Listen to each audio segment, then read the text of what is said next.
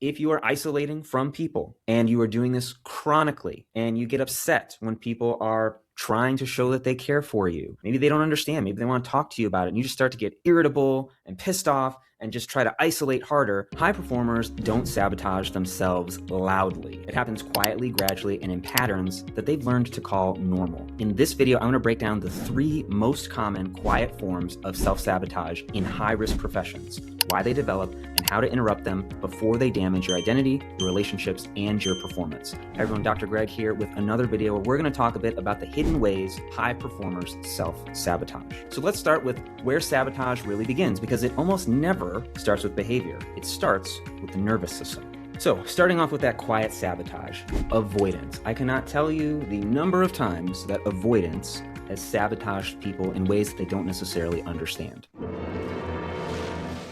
Avoidance is basically staying away from the thing that might make you uncomfortable. So what do we as humans tend to do? Well, just keep away from that. I don't want to think about that. I don't want to talk about that. I don't want to feel the emotions related to that. So they avoid. And it actually works. If you avoid doing the thing, it does work in the short term. For example, if I have some chronic anxiety and I'm really just trying to avoid thinking about making those changes or having that conversation with the colleague or the spouse or family member or whoever, I'm going to go clean obsessively.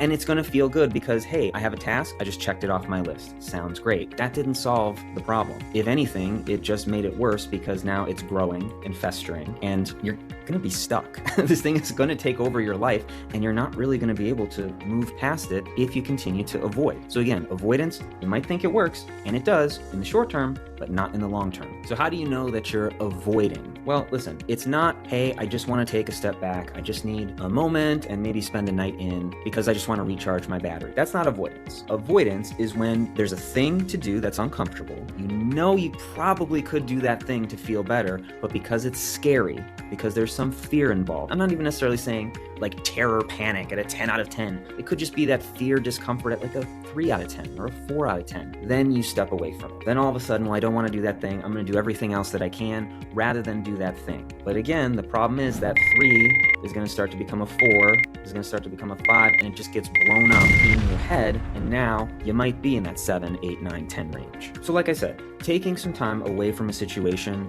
not a problem. Listen, we all have those busy work days. We all have those people in our lives that maybe we love dearly, but you know what? They kind of get on our nerves sometimes. We just need to take a step back, do some breathing, play some video games, play some basketball, play some music, whatever you got to do to decompress. That is totally fine. Withdrawal is different. Another word you might hear people use with withdrawal is isolation. If you are isolating from people and you are doing this chronically and you get upset when people are trying to show that they care for you, maybe they don't understand, maybe they want to talk to you about it, and you just start to get irritable and pissed off and just try to isolate harder. Now hold on, we might be looking at some kind of anxiety, fear-based response. And again, in those worst case scenarios, we're looking at that avoidance within the trauma realm. Of course, that is going to negatively impact not only all of your relationships in your life, it's going to negatively impact yourself, because what thoughts are you thinking to yourself as you are alone, away from everybody else? What the hell is wrong with me? Why am I so stupid and dumb? I'm going to start to feel ashamed, guilty. I can't handle my own life. And now those things are going to start to play on repeat.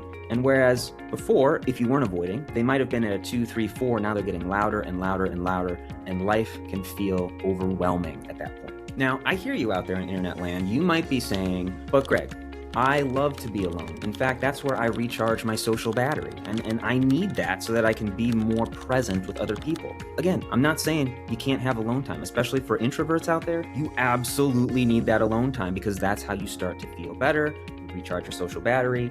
Great. It's not about never being by yourself. It's about when that being by yourself is coming at the cost of your relationships and your mental health. Lastly, one of those self-sabotage, those quiet sabotage things that people do, and they don't even realize it, is this suppression of emotions. Especially for high achievers, they have accomplished a lot in their lives. And in so doing, they think that they can accomplish the impossible. But one thing that they cannot accomplish is suppressing their emotions and having that go well for them.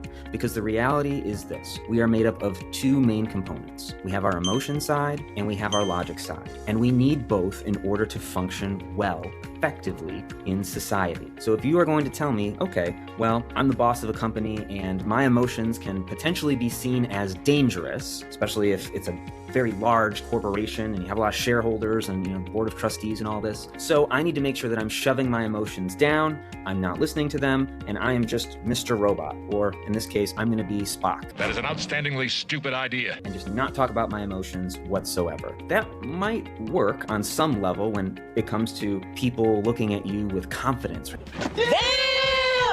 Oh, you're always so in control and cool and calm and collected. And maybe outwardly you are, but internally, there's probably a storm raging because there's all sorts of emotions that are just getting kicked up, stirred up, and not verbalized for fear of being seen as incapable. And then if you're seen as incapable, well, that could lead to some career consequences. Once again, I hear you out in internet land, and you might be saying, but Greg, I got to where I am because I shoved my emotions down as far down into the depths of my being as I could, and look at me, I'm doing really well. By some metrics, you might be doing very well, not discounting that whatsoever. Are you in tune with your emotions? How would other people in your life say that you are on an emotional level? Can you relate to them? Are you invalidating or dismissive? Do you find yourself having some sort of physical symptoms that really can't be explained by any physical cause? So for example, people that have a lot of anxiety that they're not doing anything with, that can translate into gut problems. For example, stomach ulcers. Maybe it's a clenched jaw, grinding teeth at night. Maybe you're so checked out from other people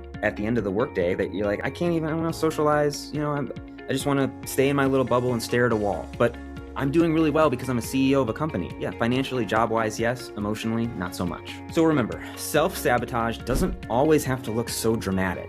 It looks like avoidance, withdrawal, and emotional shutdown that feel normal until they break something important. These patterns form for good reasons, but they can also change. If you recognize yourself in any of these, this is the exact work that I specialize in with high-achieving professionals. You can start interrupting these cycles today with simple regulation skills, and you don't have to wait for a crisis to do it. Check out my practice, Royal Oasis Psychotherapy Institute today, and I look forward to working with you soon.